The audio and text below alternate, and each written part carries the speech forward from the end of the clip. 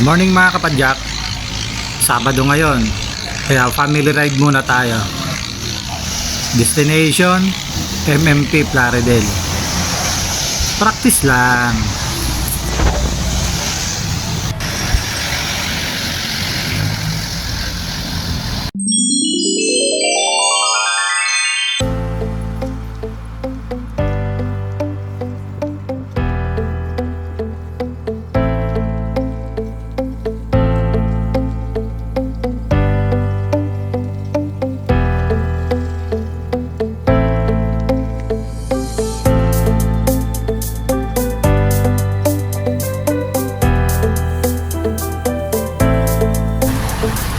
Dito kami nagbabike ng pamilya.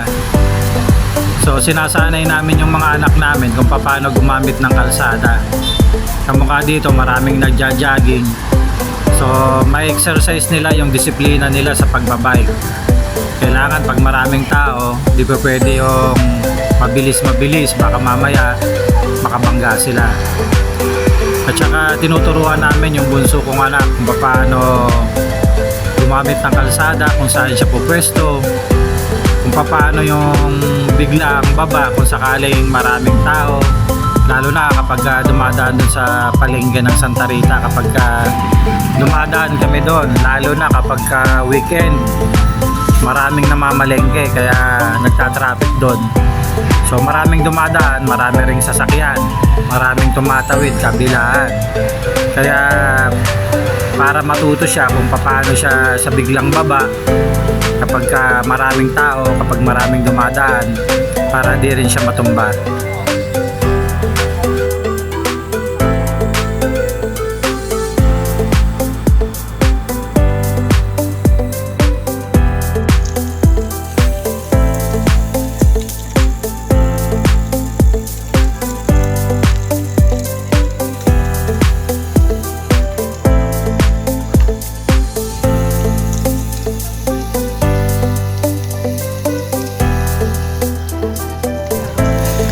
Dito tuturuan siya ni Mrs. kung paano bumaba nang hindi maalangan.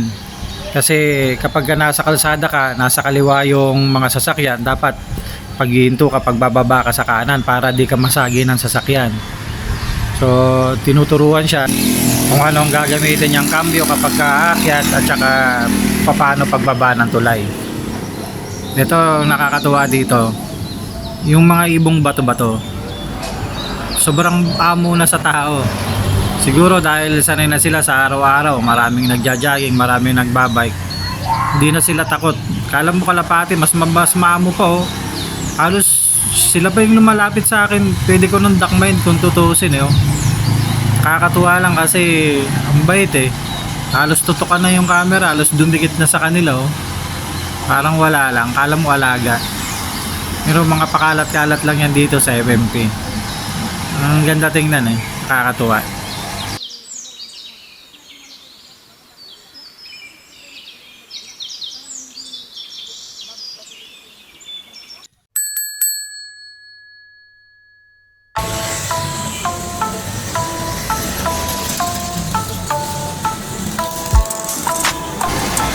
Maliban sa pagka-camping, ito ang bonding naming pamilya.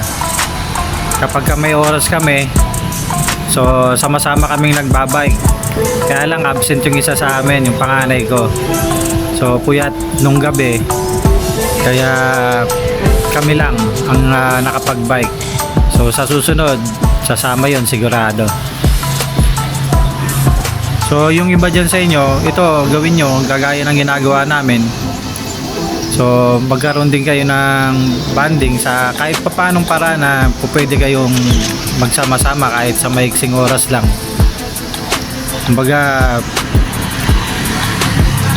busy man kayo lahat sa trabaho, eh kahit papaano maglaan pa rin tayo ng oras para sa mga anak natin. Maraming salamat. Bye.